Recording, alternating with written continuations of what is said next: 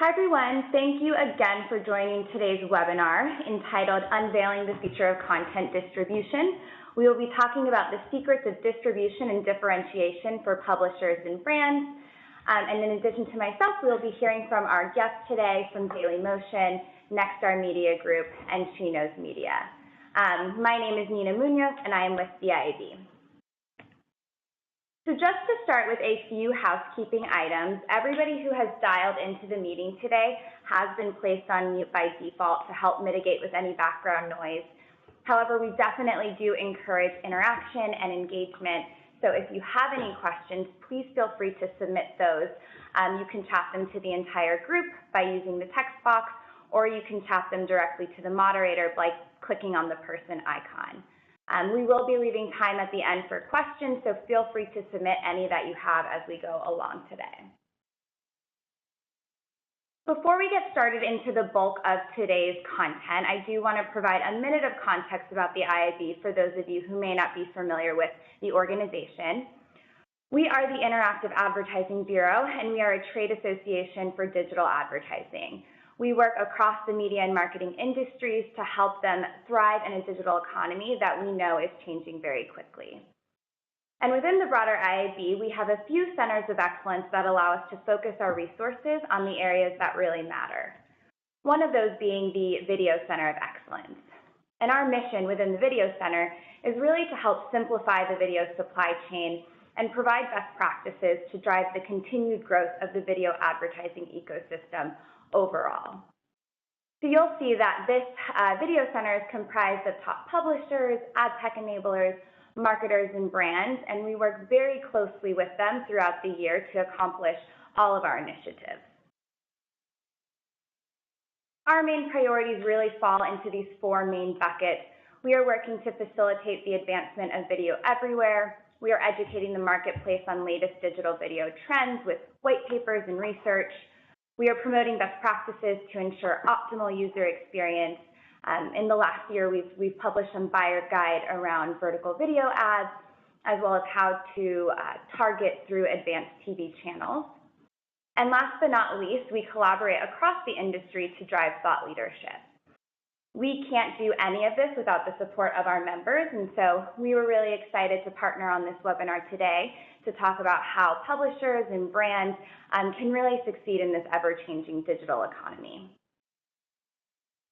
So a little bit about today's webinar.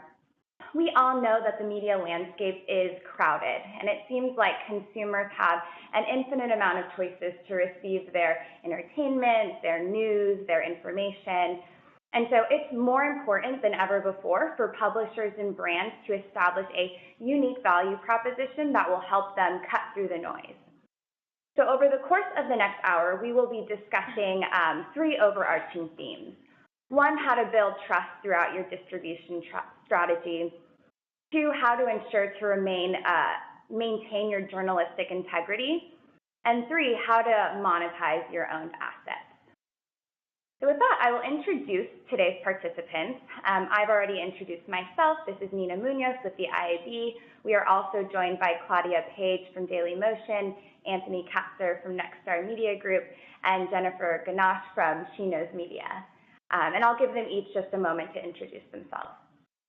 Hello, everyone. My name is Claudia Page. I'm currently the Senior Vice President of Partner Products at dailymotion. For the past 16 years, I've been working to conceptualize and launch new products on the web by pairing trusted subject matter experts, creators, publishers, and advertisers with relevant audiences. It's a central theme in my career so far, and I'm really excited to partner today with the IAB to help bring some of these strategies to the broader group. Great, thank you. Anthony? Sure, Anthony Katsur, SVP of Digital Strategy, Corp Dev and Ops at Nexstar Media Group. For those of you who are not aware of Nexstar Media Group, think of us as a television holding company structure consisting of two divisions, Nexstar Broadcast, which many of you may or may not know depending on what market you live in, but we own 172 television stations representing 102 markets across the United States. We work with all the major television affiliates, Fox, CBS, NBC, ABC, and the CW, as well as we own some independent stations in a few markets like San Francisco and Birmingham, Alabama. And then the other division is Nexstar Digital, which is a portfolio of digital operating companies consisting of Liquid, which is a video ad platform that we acquired earlier this year, Lacana, which is a content management system focused on the broadcast industry. So we do work with other television companies, other video organizations throughout the ecosystem. And then another company called Hyphen, which is our social and creative agency that works with national brands such as Domino's, New Balance, MGM Resorts, and other national brands. And then Hyphen Local, which is our audience extension platform that we use for our 75,000 regional and small business customers that our broadcast organization works with, delivering digital audience extension in their local markets. Great. Thank you. Jennifer? Yeah, hi, I'm Jen Gaonach, and I oversee marketing for SheKnows Media. We are a women's media company, for anyone who is unaware, and through our flagship sites of SheKnows.com, Stylecaster, Blog Her, our publishing partners, and our influencer partners, we reach about 60 million women each month, and that's with a variety of lifestyle content, particularly surrounding food, family, fashion, entertainment, career, and through that network, we produce a variety of pieces of content, video being increasingly important in that mix. And we're psyched to be here today. Thank you. Great. Well, we will go ahead and get started with today's topic, and I will pass it to Claudia, who will provide a bit more context about the overall theme. Definitely. Thank you so much, Nina. So here we are. I'd love to kick off our discussion by level setting and taking a quick look at the evolution of the media landscape and the rise of digital media. If you take a look at where media started today, there were a few key inflection points with TV, radio, print dominating between 50 and 100 years. And what we're seeing now with the introduction of platforms, even like dailymotion, for example, is even more proliferation and consolidation with new media formats emerging at a much more rapid pace and occurring in tandem with significant overlap. The digital media landscape is changing faster than ever before, and as these new mediums are introduced, the old ones aren't going away, but rather evolving to internet-based radio, publishing, and television versions of themselves. So with so many different forms of media, there's also been a history of channelization where all media starts broad and becomes channelized over time. For example, broadsheets became newspaper sections, periodicals, magazines, television, cable networks, and social media, beginning with user-generated content, becoming more premium content apps like YouTube Red and Facebook Watch. So what's the impact to consumers? Well, your attention is spread quite thin. Consider some of these statistics, for example. In the 1990s, Americans were watching about 4 hours of TV a day. But now, in fact, TV hasn't gone away. You're watching more TV than ever before with about 5.5 hours. And in addition to that, spending about 4.5 minutes on your smartphone with 50 minutes alone on Facebook. In some, that's over 10.5 hours of screen time a day. And with video in particular, streaming services have had a big impact as well, with 61% of 18 to 29-year-olds saying that that this is the way they watch TV today. So we know this proliferation is impacting publishers. Content providers no longer have complete control over their content discovery, and the landscape has become democratized. Now, everyday people are able to amass an audience and become trusted authorities on platforms such as Facebook and YouTube, something that we'll touch on with Jen later as we discuss the SheKnows distribution strategy. For publishers, this means that it's more expensive than ever before to attract and reach an audience. Consider what Vice, one of dailymotion's partners, has had to do to keep their audiences engaged. Vice launched as a print magazine in 1996. 10 years later, it morphed into a digital property as well, Vice.com. 10 years after that, Vice has a sophisticated distribution strategy that includes dailymotion and YouTube, as well as an HBO show and their very own television network, Viceland. Vice illustrates the double-edged sword that all publishers are confronting. With more choices comes more complex distribution needs and more competition for attention. This also presents this verticalization of content and partners as often driven by advertisers and users' tastes as well. So today, many marketers are turning to social platforms to help drive scale and capture attention. Often these platforms account for a huge share of marketers' mobile spend and mind share. So if we're looking at this as a whole, consuming content today versus 3 decades ago, we're in fact looking at the issue that advertisers have, which is they're struggling with the signal to noise problem and to reach consumers in a premium and brand safe environment. And if you think about the different challenges that consumers and publishers and advertisers have faced, that becomes even more complex when we zero in on video alone, with different video types, distribution mechanisms, viewing device and platforms, and even ad units to monetize them. So that allows us to now kind of just understand the media landscape of where we are today, and allowed us to level set for a moment, which means we can shift gears now and talk specifically to the group about some of the key areas that we want to focus on, which is how do you build and maintain trust through your distribution strategy, the importance of journalistic integrity when distributing content, and best practices for monetizing your most important assets, your owned and operated properties. And to kick this off, I just wanted to kind of reset for a second as well. As a platform, dailymotion partners with leading publishers and creators or video content providers. We believe strongly in surfacing content from the most trusted sources on the subjects that people care about most.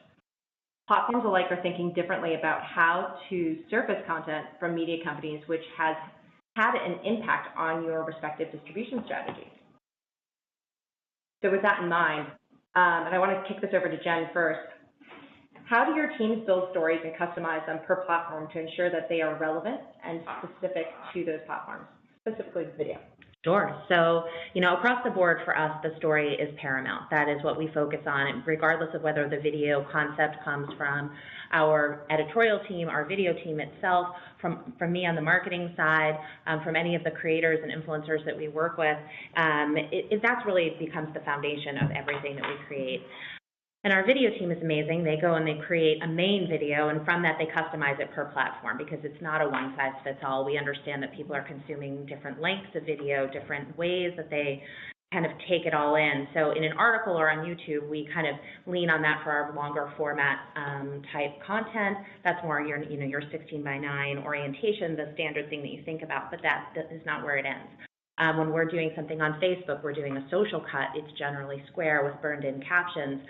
We know that about 80% of people who watch videos do it with the sound off, so we still need the story, the message to come through regardless. And now we've got the new challenge, all of us, of vertical video. So, taking in that 9:16, flipping that orientation for Instagram stories, Facebook stories, IGTV, we're really exploring all of those areas, and that one piece of video content needs to serve a lot of different formats and still get the message across in a compelling manner. That's great. That's great. And, along those same lines, Tony, once your content is distributed to other platforms, you really can't control the environment in which it is ultimately viewed by those audiences. I want to talk about how we solve for this. As a TV provider, but also a provider of news, how do you maintain trust and credibility when you can't control the entire viewing experience? Well, Nexstar is very selective in terms of who their distribution partners are. So we do maintain a lot of control over it. And I really think that, that's a human gating factor. You need people to do that. That's not something you automate.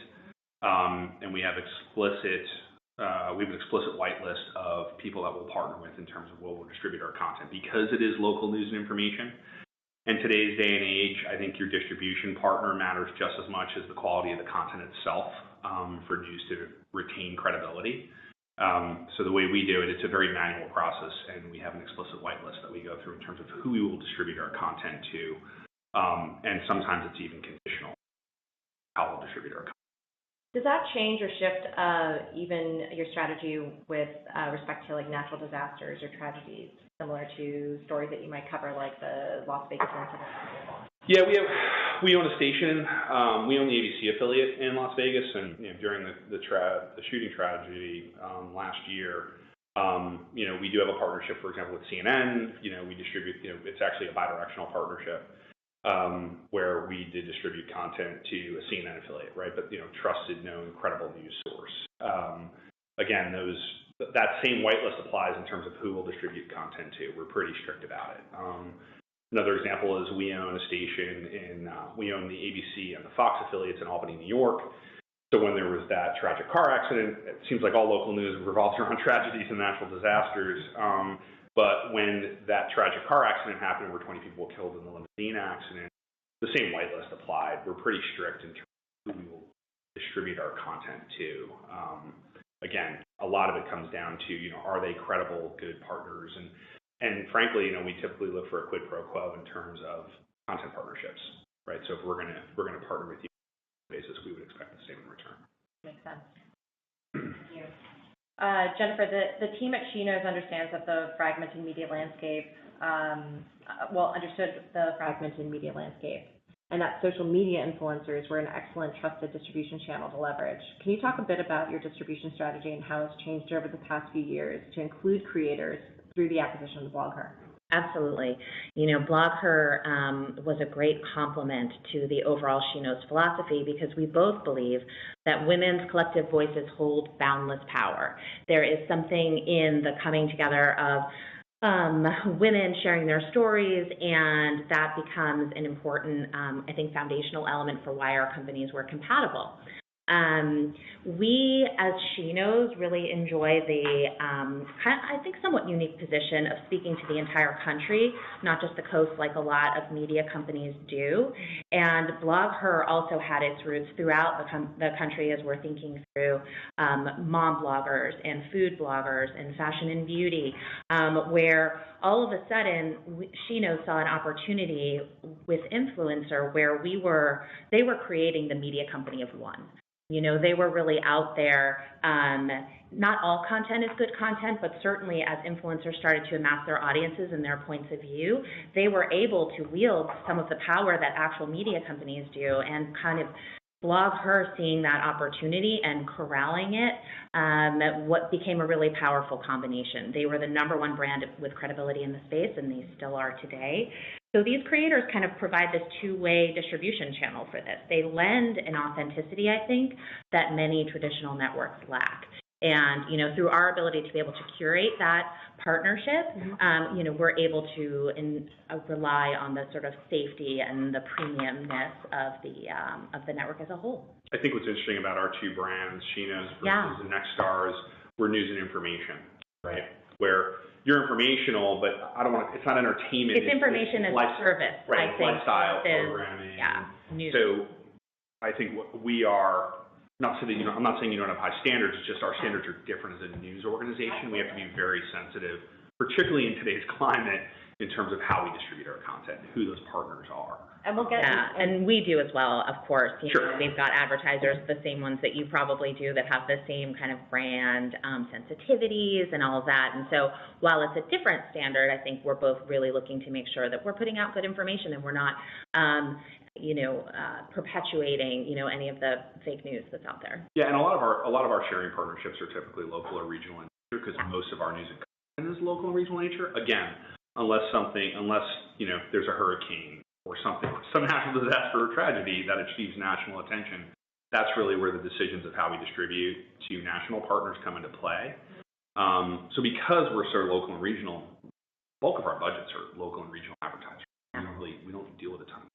Yeah. Well, we'll certainly dig into some of those questions, specifically around how you partner with platforms and how you can leverage them or work more closely with them to ensure that your content is being. But let's shift gears here and examine trust from another angle. As we discussed earlier, old media formats aren't actually dying off as new channels emerge. So let's take TV, for example. Digital content can often be ephemeral, where with TV, you have an opportunity to build real loyalty over time. This ultimately is the key ingredient to building trust, at least we think so at dailymotion as well. So Tony, as one of the largest TV station operators, where does TV fit into the equation for you guys, and where do you see the future of TV and broadcast news with respect to digital strategy? Do we have an extra hour? Well, always, for you. There's a lot to unpack in that question. I'll do my best. we see, brand matters, and candidly, it's typically the affiliates brand. People are loyal. People are loyal to the Fox brand. People are loyal to the NBC brand. Nexstar, not a ton of people necessarily hear or know of Nexstar that often because we're apolitical. We don't get caught up in the current political environment, right? Our job is to carry that signal, deliver it to the home, produce reliable, credible morning, evening, and late evening local newscasts. We do produce a morning show in about, it's not quite half of our markets. We do offer some lifestyle programming in about 35 of our markets. Our job is to produce, reliable, credible news and some lifestyle programming. That's our job. It is very local and regional in nature. Rarely do we move into, covering a national story, again, unless it's something that is worthy of national attention. So the future of television, I think OTT will be a disruptor. I think in the hype cycle of digital media, I do think it's somewhat, it was the year of mobile for about 20 years, and I think finally it was the year of mobile like last year. I think it's finally come. It's finally here. I think we're going to see something similar in OTT. I do think it's going to be disruptive. For us, again, as a content creator, we're not, OTT to us is just a distribution mechanism, no different than the airwaves to the cable to, it's just now you're just distributing content over TCP/IP. Into the home. We still, you can still get your local Nexstar station in your market. So for example, like with YouTube TV, the markets that they're in where there's a Nexstar station, we have a partnership with YouTube TV to bring you the local news or whatever affiliate that we happen to own in the markets. So I think OTT will disrupt. I think it's going to take some time. There's a ton of hype around it. But if you look at just some of the stats that are public, Thursday Night Football, for example, Amazon Prime carries Thursday Night Football. You look at the stats from about, I think it was 2 weeks ago. I believe it was the Eagles-Giants game. And if you look at what the NFL Network carried, a cable network, I think they carried about 15 million viewers. And if you look at what Fox carried, that meant it was about 18 million. If you look at what Amazon Prime carried, it's about 800,000. There's still tremendous scale in television. It's a $72 billion industry that just doesn't get disrupted over. That said, I do think we're looking at probably a 10-year cycle where companies like us and others have to adapt to what's coming with OTT. I don't think the content necessarily changes. I just think it's your ability to monetize that content that will change because you'll have true addressability in television, which you've never really had before. With that, you've got the advent of fraud. That's the one challenge that we all have in digital is that people can start, we've already seen it. People are spoofing different OTT apps and channels. It's already happening today. So I do think fraud is going to become a real issue in television where it really wasn't prior. The only thing that advertisers were questioning was, were my viewers going to the bathroom making a cup of tea during the commercial break? Like what they really did was a viewability issue, but it wasn't, is this just a fraudulent act? So I do think that's going to be a challenge. And I think the other issue with television, I was on a panel yesterday with the Local Media Consortium, and I did say this. Having been a product of programmatic for 25 years, I think programmatic gets a bad rap for a lot of things, but I look at programmatic as like the arms dealer. They didn't start the war, they just gave, they sold the weapons. So programmatic is a tool. It's how people use it that is, people like to complain that, programmatic kind of ruined digital advertising. It's the people behind it and how they use those tools that's ruined it. My biggest concern with OTT is that I'm worried that programmatic will ruin television advertising as we know. And I think we've all seen that if you go on a lot of OTT apps. I can't even tell you how many times during a single commercial break I've seen the same ad back to back to back to back. That is not how television advertising works. Television is, a lean back experience, and you've got, not only rich content, but you also have, you've got a diverse ad experience, and that is not the case in OTT today. So my concern is that programmatic is going to show up with, there's a hammer, television is another nail, and that's going to be the approach. And my concern is that it's going to ruin television advertising for everyone. I couldn't agree more with respect to that. I think all of us think about really valuable content as being necessary for our consumption experiences and how we surface that in this very fragmented digital environment. So the creative, how it's served to us, in an endemic stream of conversation so that it's not intrusive and it's topical. That's what TV has done fairly well today. I can point to a million different Super Bowl ads that I still, 15 years later, love and I think were great and valuable, or the ones that made me cry. But I couldn't agree more. There's definitely a lot of conversation that should be happening when it comes to respect to OTT. Yeah, so again, I don't know if that fully answers your question about how television is going to change, but I think OTT is a reality. We also don't believe that, traditional television viewing isn't necessarily going to go away.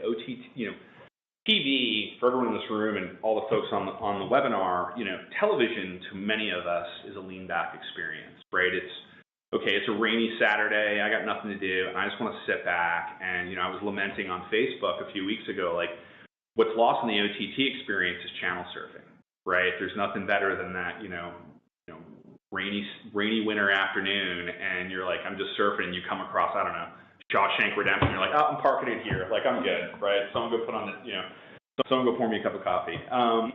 And that, the OTT experience is radically different than your lean back television experience. And I don't know if they're ever going to really solve that, right? Because when you go into OTT, you're going there with purpose. You're going there to find a specific piece of programming. It's very similar to why you go on the internet. The internet's not a lean back experience. You're going there to find information, whether it be a movie listing or whether it be, female lifestyle content, whether it be sports scores. You're going there with purpose, and that's not what OTT is. You're going there with purpose. It's the lean back experience.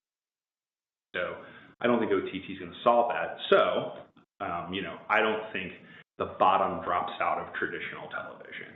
There is a floor to this where people are going to, we're seeing it. You're seeing the growth of OTT does not equal the decline of traditional television. There's a lot of cord plussers, right? We talk about the cord cutters and cord nevers. There's a ton of cord plussers. And we think that is, of course, traditional television viewing we think will decline over time, but we don't.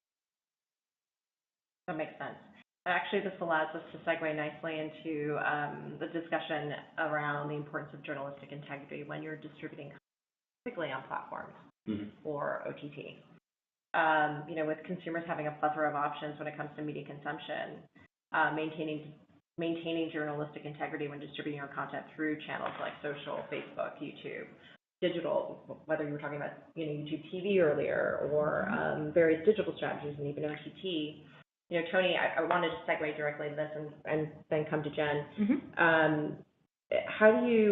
How are you working with these platforms today to increase transparency around the sources of the content, where it's coming from? We talked about natural disasters, and we talked about the specific news reporters that are trusted within those communities. How are you ensuring that the platforms are making sure that this information is visible to consumers? Well, I mean, anytime we do, again, distribute our content to the limited partners that we have those relationships with, I mean, it's very clearly branded who the reporter is, what station it is. Again, typically Nexstar is not the brand at the forefront. It's our affiliates and our stations and our reporters that are at the forefront. And we adhere to roughly an 80-year review processes around journalistic integrity, very similar to what traditional newsrooms have done for hundreds of years. So we adhere to those same standards for accuracy and reporting. We're held to those same standards. In the midterms, in the political climate, we do. In midterm elections, local television does very well, both in digital as well as in traditional local broadcast TV. There are federal regulations in terms of how we're able to work with political advertisers, and those federal regulations apply to digital. So, and that is around journalistic integrity, clear notation of something being sponsored content in digital. It needs to be. This is not fine print. It needs to be very clear that something may be sponsored by a candidate or a political cause whenever we're doing that digitally. It's abundantly clear on television, but it can be obscured in digital. So I don't know if that answers your question. It does. We follow the tenets typically that were created almost 100 years ago by the newspaper industry. Great. So Jen, and just segueing to you very quickly, when thinking about SheKnows, how do you think about credibility when it comes to product recommendations or even news as a service? Yeah, absolutely. we're digital first, digital only, and so, we take a lot of our learnings from what's come in prior from a journalistic integrity standpoint, but really, our editors are focused on news as a service, and so that could mean a product recommendation, that could mean a product recall. Maybe there's E. coli in spinach, and we want to make sure that our moms who are reading our site are aware that they're not going to put that on their, in their salad that day. Mm-hmm. So there's an important, I think, connection between our editors and what they recommend and how they write their stories as a service to our audience. But additionally, I think beyond just your traditional journalistic methods, I think that we also leverage technology for this. A good chunk of our traffic comes through search. And so we want to make sure that we're totally transparent in our authorship and how people can find our content and understand that it came from us and from not other sources. And, so obviously moving our business and our technology with the whims of Google, or, how new algorithms get out there. And, we are very much in favor of making sure that people are finding the best content, the most correct content. And so we are partners with social platforms and with Google and others to make sure that we are making it as abundantly clear as we can that our information can be true. That's great. And even segueing on that a little bit or building on it, mm-hmm. How do you help your audiences discover that new content before it potentially goes viral? Yes. So, on the viral side, it's so funny, you go into a meeting and people are like, let's make a viral video. You can't totally do that. You can't program to viral, but you do know what your audience likes, right? That through a number of things, obviously based on data, but also based on feedback and just sort of the trends that you're seeing and what you can predict that they will enjoy consuming. The majority of our audience consumes content through mobile, so taking in the format and their time span and all of that as well is important. And so, we take all of those things to try and set ourselves up for success. And when we have a video that we think will spread, that, kind of has the potential to really reach masses beyond our own audience, our Hatch example, we have a video series for that stars Gen Z that talks through some of the issues that they're wrestling with. It is meant for parents to consume, but it is something that we really feel like has an opportunity to grow beyond our audience. We share it with our influencers, and we tap them and we say, hey, check this video out and let's see if it resonates with you. We'd love it if you'd share. And so that helps us kind of get beyond the walls of our owned and operated social channels, which we absolutely leverage, and kind of start to see that virality and hopefully it takes off. We on our owned and operated properties, we have a 8-person strong data science team. That through a proprietary build as well as some third-party partnerships, we have a full recommendation wheel of content where I may, just for example, we own the NBC affiliate KXAN in Austin. You may go there for the latest on the Beto cruise update on the site, and that'll be our lead video. That's the content you went for. But based on our data science, we may have a profile thinking, maybe you're a sports enthusiast. So we'll hit you up with the next will be Friday Night Lights highlights, right? So we'll give you, football's still huge, and high school football's huge in Texas, and so, we cover that in a lot of our local markets. State of Texas being one of our largest states of coverage. We employ both our owned and operated data science team as well as some third-party partnerships to recommend additional content that we feel would be relevant to that constituent at that time. That's great. So let's shift gears for a moment and discuss brand safety. I know this is a subject that we all care about, and more importantly, have to deal with because it is the reality of the current ecosystem. At dailymotion, we pivoted to premium content specifically because we care very much about the ability to surface content from the most trusted sources and create a great, safe environment for our advertising partners, but also being able to surface for consumers the ability to consume content in an ad-funded way and make it accessible to them. So in terms of that, is brand safety something that is subjective based on brand, platform, audience, and if so, how do you manage for that? I feel like, it's somewhat subjective, but there's absolutely objectively topics people don't want to be around. Hate speech, drugs. Sometimes even our brands, sometimes our advertisers get a little squeamish around politics or news. We're fortunate enough to have this curated, brand-safe environment. Being in women's lifestyle, we are choosing which partners that we work with and where our content runs, where our advertising runs. But even we have lookouts. Sex and relationships content sometimes gets a little too spicy for some of our advertisers, and some clients send us full-on lists of words that they don't want to be associated with, and they're funny to read, but we need to take them seriously when we're trying to make sure that we're running content through channels that are and advertising through channels that are absolutely approved of. So we find ways to accommodate those. Some of them are technological kind of ways, and then others are straight old-fashioned editors making sure that things aren't in conflict. And, brand safety for us is absolutely paramount, and it's something that, we are super transparent with our partners about as well, so they understand exactly where the content lives and exactly where their ads are. Yeah, we have the same challenges. Less so with our local brands, but with the national brands that we do work with, there's just sensitivity around news in general. So typically when we do work with national brands, they're like, oh, news company, and they're very selective around the content. They don't want to appear around a tragedy necessarily, although insurance companies do like to be in our markets where there's a hurricane. But no one wants to be associated with the Vegas tragedy. No one wants to be associated with the car accident in upstate New York. But our bigger sensitivity case in point was with the protests in the NFL. We're in a lot of NFL cities, and we deal with a lot of auto dealerships. There was certainly last year when it was at its height, there was a lot of sensitivity from auto dealerships being around our local NFL content. It's just so sometimes brand safety can be conditional. It can be what is the social meme of that day or that time period. So we had to accommodate our dealerships around. We had to find other content for them to appear because they were some were more sensitive than others were not. So for us, news in general can be sticky for us to navigate, particularly at a national brand level.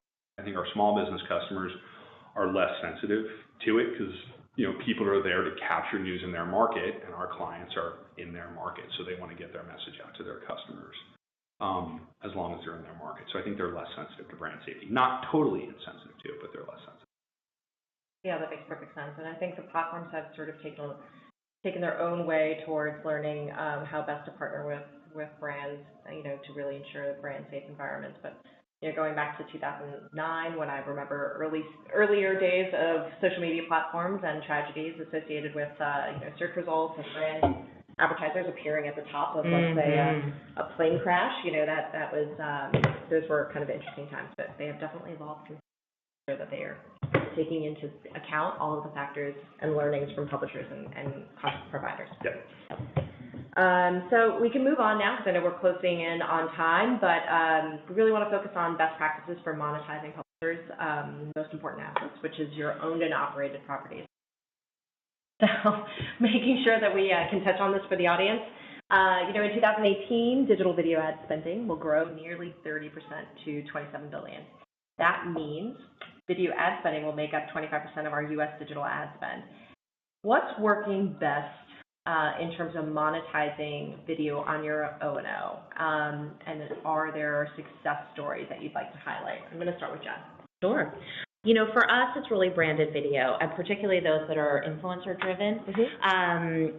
Anybody, you think, let's take the food category. Anyone can create those hands in pans videos where you're creating a recipe. I remember that term. Yeah. I'm going to use it for now. Totally. I didn't create it. I wish I could say I created it. It's a term we toss around a lot, but I don't think we created it. But you know what I'm talking about. It's that recipe overhead, and it's the very generic. Everybody's got it. You look at a video like that, and it could come from any number of a dozen sources. We're always looking for angles that make things uniquely ours. often through the lens of a mom. Sometimes it uses humor. Sometimes it's about a hack. Sometimes there's always a service type of oriented message that comes through, so that we're really helping her live her best life. You know, and we've had great success in collaborating with high-profile content creators, bringing them together with brands and helping them do what they do best. You know, sometimes an influencer might make a song parody. Sometimes an influencer might, go on a cruise. You know, it could be a number of different ways to kind of bring that content through, have it be inherent to who they are, because that authenticity is really what's important to kind of come through with the types of videos that we create and really what resonates with our audience. That makes perfect sense. Tony, did you want to add or elaborate on that? Yeah, sure. I think it all starts with the content, right? So, you know, I will admit I am a skeptic of these native content companies out there that are kind of slicing up, you know, your content, and it's really just a text track with maybe some screenshots. Like, we're calling it video. Okay, it's video. But if you want to talk about how to best monetize your own and operated, create great content. Like, that is the product at the end of the day. And you may not have overnight success, but if we look at what's happening in television and OTT, you know, one of the reasons OTT has taken off, convenience, you know, cost. We can debate cost, whether once you put together all your OTT partners and your cost of bandwidth, is it really cheaper than cable television? We can debate that. But it's the content, right? Like, Netflix is producing great original content, right? Hulu is now producing great Emmy Award-winning original content.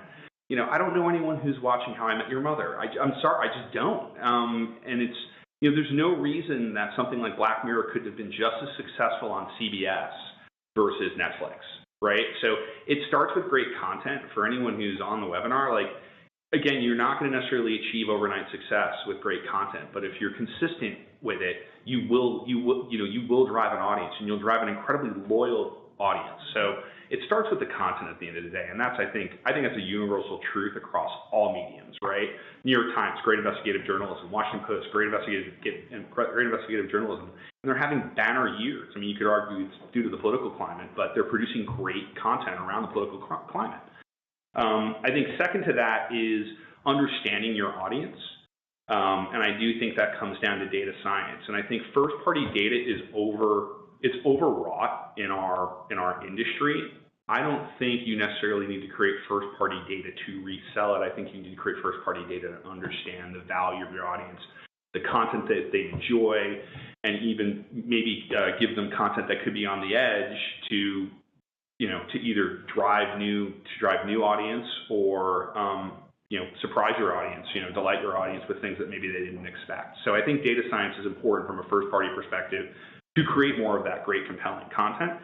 That's the second. And then third, from a monetization perspective, there needs to be real rigor around, everyone thinks they're gonna plug in their monetization partners, and look, every publisher holds their ad tech partners, their SSPs and exchanges hostage. Like, everyone buys the check, not the tech.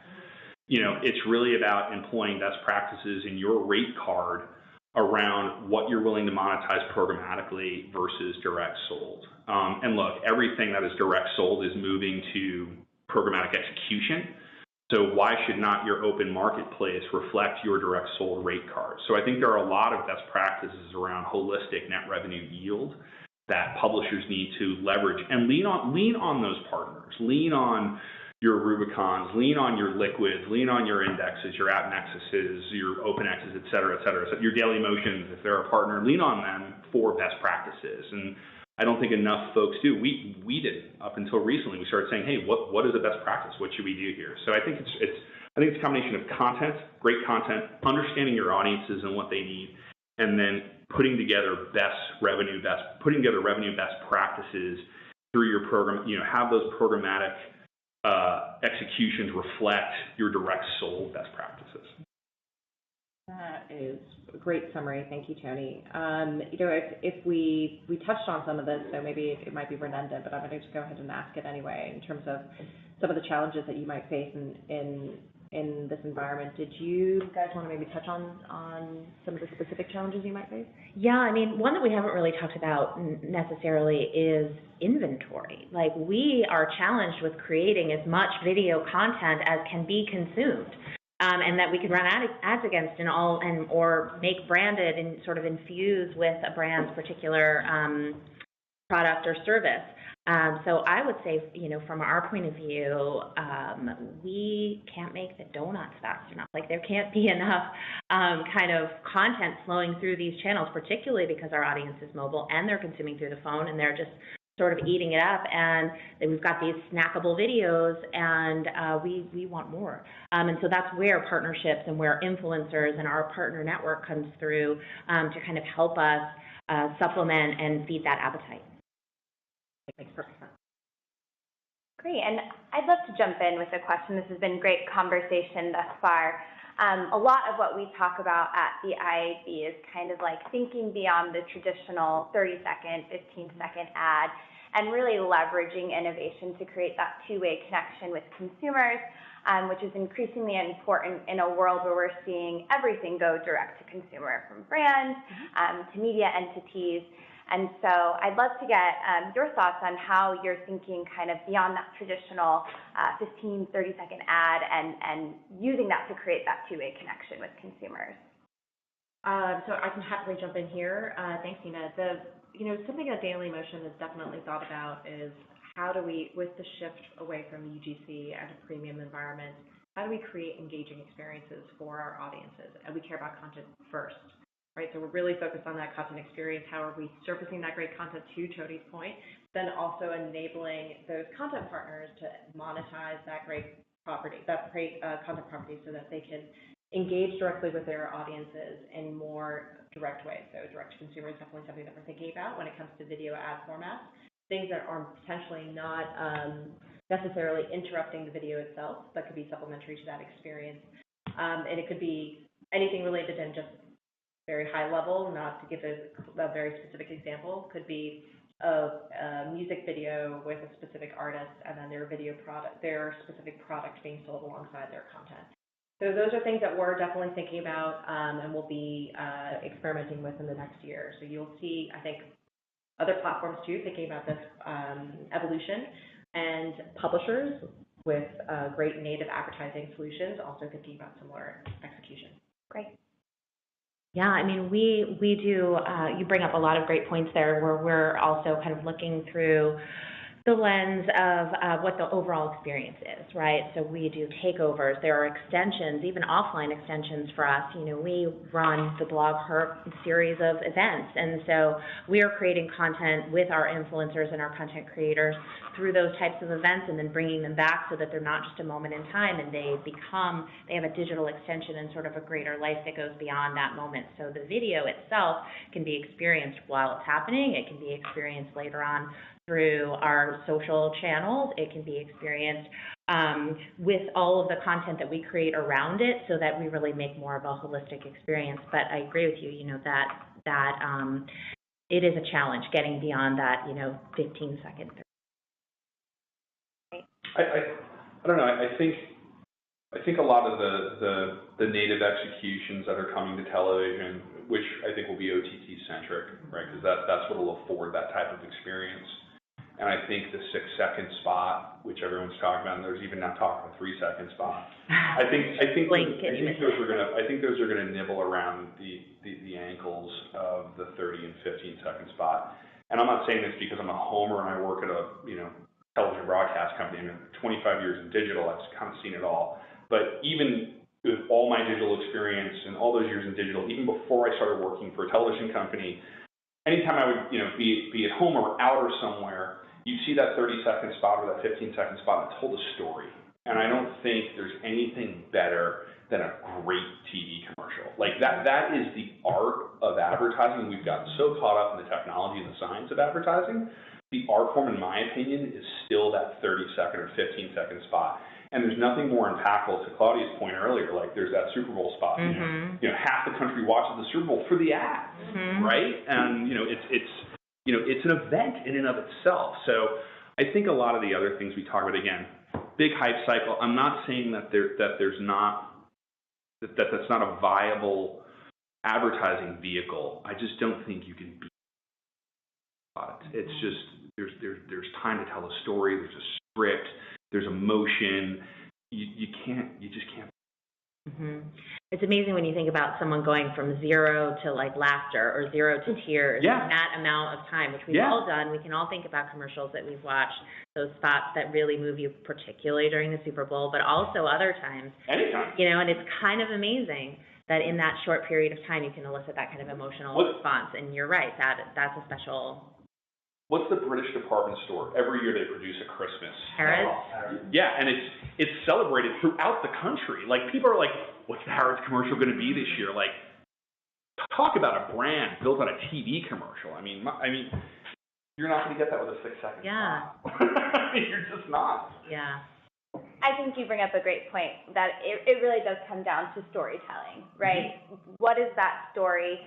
If you have this really strong idea of a story that fits the brand identity for a marketer or a publisher, that kind of transcends formats and platforms. So a lot of what we talk about is, how do you do that creative storytelling in the landscape that we're in today? Yeah.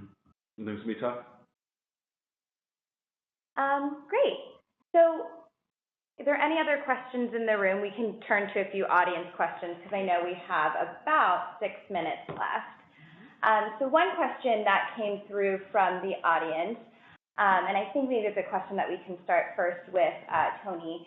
How are you approaching programmatic video with regard to competitive separation and ad podding when it comes to OTT and CTV? I guess, are there any best practices in terms of competitive separation when it comes to those advanced TV environments? That's a great question. So we haven't launched our stations on OTT yet, keyword yet. Stay tuned, that's coming very shortly.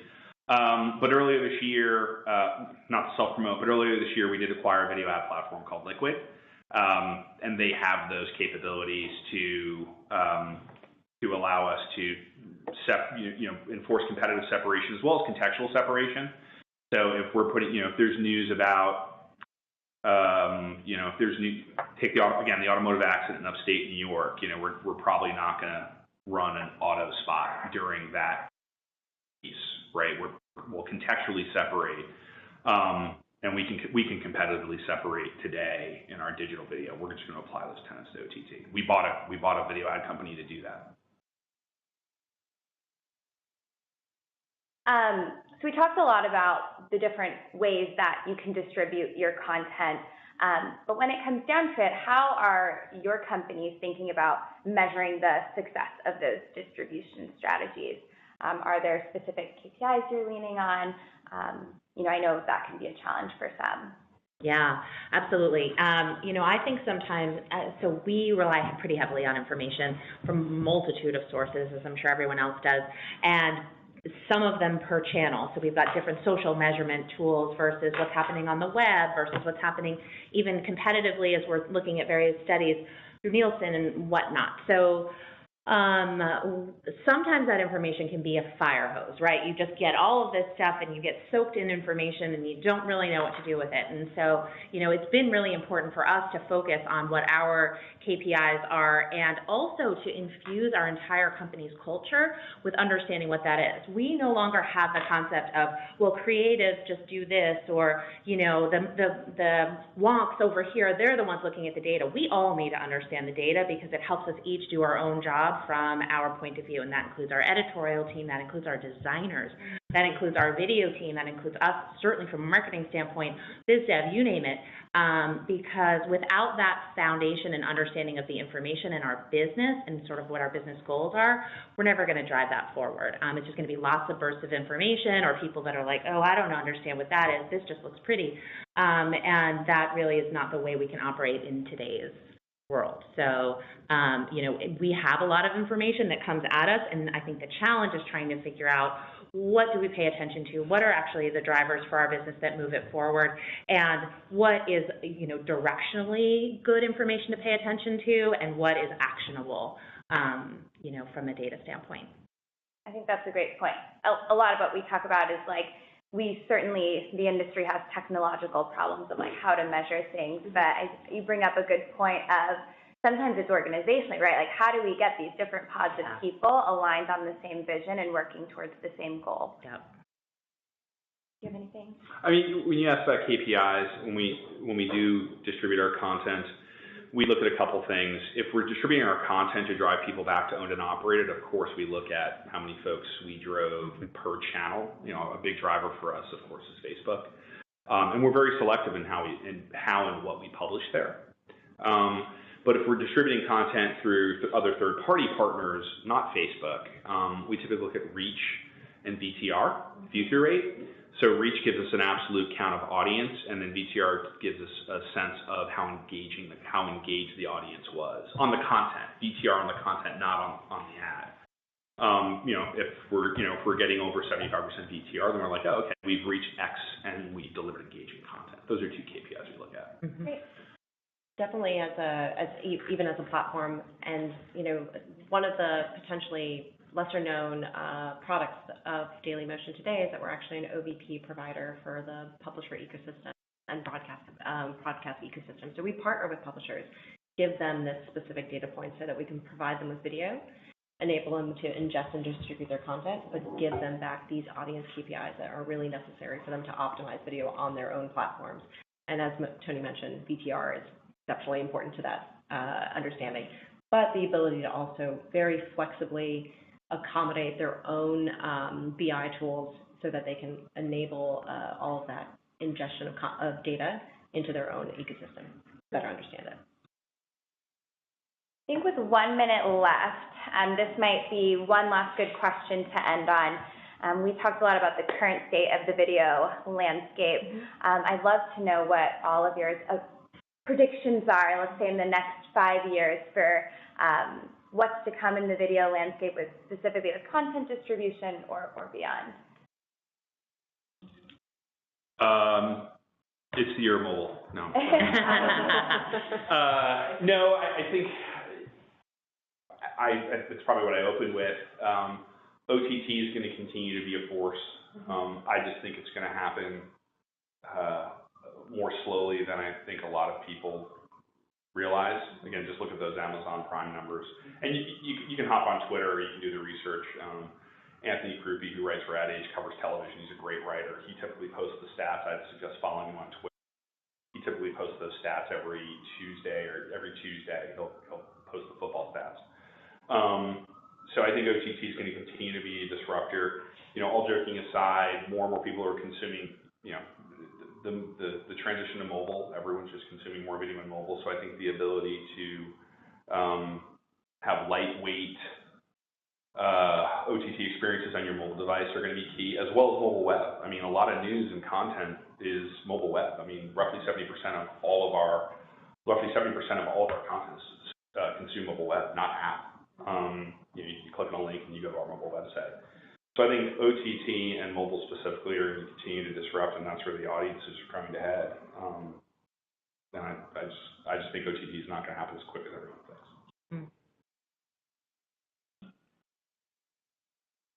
Okay. All right. Well, with that, we will bring today's webinar to a close. I'd like to give a big thank you again to Claudia, Jen, and Tony for sharing their thoughts with us, and this is a conversation that the IAB looks forward to continuing across the ecosystem. As a quick follow-up, we will be making a recording of this webinar available afterwards, so you can be on the lookout for that in the next couple of days or so. Thank you again for joining. Have a great day.